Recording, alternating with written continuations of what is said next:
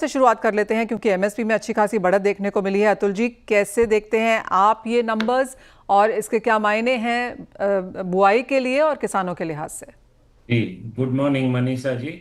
देखिए, गवर्नमेंट को रेकमेंड किया था कि 6.5% कपास की एमएसपी बढ़ाई जानी चाहिए। उसके बदले 8% बढ़ाए तो हम उसका स्वागत करते हैं।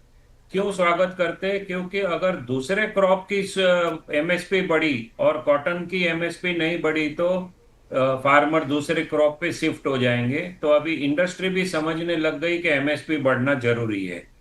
और दूसरा आपने जो पूछा कि फार्मर्स, तो फार्मर्स, हमें ऐसा लग रहा था कि सोइंग बहुत बढ़ेगी, ऐसा नहीं लग रहा है क्योंकि फार्मर जो है कपास से डिप्रेस हो चुका है, क्योंकि कपास में यील्ड बहुत कम आ रहा है, उसकी वजह से उसका इनकम बहुत कम हो रहा है। हम्म। और फार्मर को कपास की सोइंग में इंटरेस्ट हर साल कम हो रहा है। तो इस साल लास्ट ईयर 10% सोइंग कम हुआ। इस साल भी ऐसा लगता था कि 7-8% सोइंग कम हो जाएगी, मगर अभी जो 8% एमएस सोइंग बढ़े नहीं मगर घटेगी भी नहीं, ऐसा लग रहा है अभी। जी मनीषा जी। हम्म। पिछले साल बुआई में 10% की गिरावट थी और आपको लग रहा है कि इस साल हम पिछले साल की जो 10% की गिरावट थी उसके आसपास ही काम करेंगे, या फिर आपको लग रहा था कि इससे भी ज्यादा गिरेगी? नहीं, ऐसा लग रहा था कि इस साल फिर से 7-8% स्विंग ओह। कम हो जाएगा। तो हम्म। अब ऐसा लगता है कि पिछले साल के फिगर्स मेंटेन हो सकते हैं मनीषा जी। हम्म। अतुल जी, अगर हम इंडियन और अंतर्राष्ट्रीय बाजारों की यहाँ पर बात करें तो इंडियन कॉटन यहाँ पर slightly on the higher side है। ये जो बैलेंस है ये आप आगे जाके बनता हुआ देखते हैं? जी, ये बैलेंस है ना, बिल्कुल बिगड़ जाएगा मनीषा जी, क्योंकि अभी इंडियन प्राइस चल रहे हैं 54,000 से 55,000 और इंटरनेशनल मार्केट के भाव है 52,000। तो हमारे भाव करीब 5% ज्यादा है, दैट इज ओके। मगर अब जो नई एमएसपी डिक्लेयर हुई है उससे कॉस्टिंग आएगी, जीनर्स की कॉस्टिंग आएगी 63,000 रुपीज और सीसीआई की कॉस्टिंग आएगी 65 to 70,000, स्टेट वाइज अलग अलग आउटन के हिसाब से। और इंटरनेशनल मार्केट है 52,000 55,000। तो जो हमारा कॉस्टिंग बढ़ेगा उसकी बिल्कुल हम्म। बंद हो जाएगी, प्राइवेट जिनिंग नहीं चलेगा।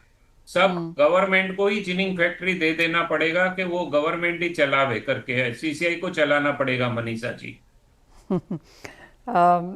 जिस तरह से एमएसपी यहाँ पर लगातार बढ़ती हुई नजर आ रही है, जैसे आपने कहा इंडस्ट्री जिनिंग मिल्स के लिए तो ये फेवरेबल है नहीं, लेकिन क्या किसानों को ये पैसा पहुंचता है अतुल जी? देखिए मनीषा जी, लास्ट ईयर जो एमएसपी था 7,500 रुपया, मगर हमने जो एक सर्वे किया था, सबको पूछा था, तो खाली 10% फार्मर्स तक ये एमएसपी पहुंची थी लास्ट ईयर। जबकि सीसीआई ने 33% कपास लास्ट ईयर खरीदा था एमएसपी रेट पे, फिर भी किसानों को ये रेट पहुंच नहीं रहे हैं। उसके लिए थोड़ा गवर्नमेंट को जो परचेज की पॉलिसी है उसमें थोड़ा फेरबदल करना जरूरी है, जिससे फार्मर को एमएसपी का लाभ पहुंचे। गवर्नमेंट बहुत अच्छा काम कर रही है। हमारे प्राइम मिनिस्टर ने जब 2014 में चुन के आए थे तो उन्होंने सबसे पहले बोला था कि मैं देखना चाहता हूं कि आने वाले सालों में फार्मर की ये जो प्राइस है वो डबल हो जावे।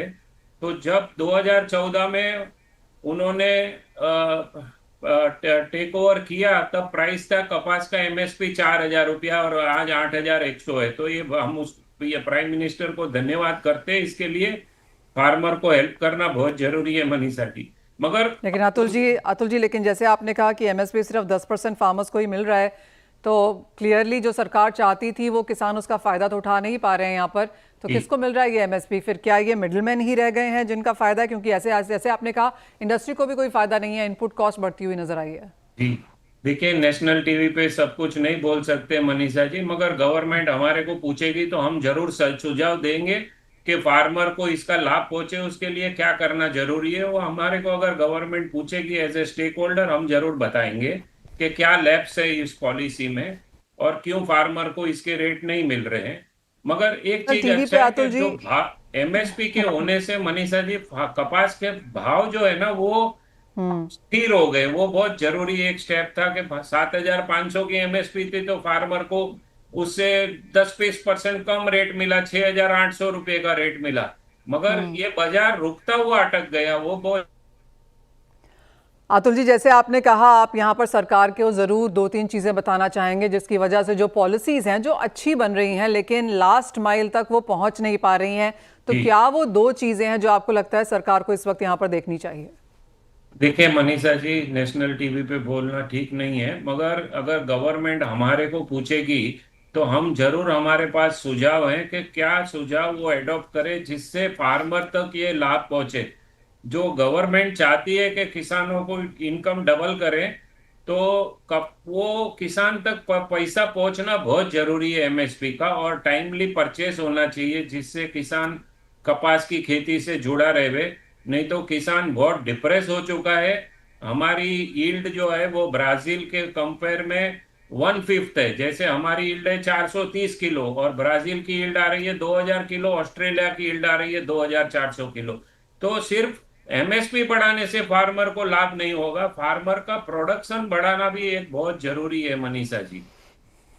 वेल एब्सोल्युटली अतुल जी, आप थैंक यू हमारे साथ आज यहाँ पर जुड़ने के लिए। और आपने कहा जी हाँ, कुछ चीज़ें यहाँ पर ओपनली नहीं बात की जा सकती लेकिन सरकार से आपकी रिप्रेजेंटेशन कॉन्वर्सेशन यहाँ पर जारी है।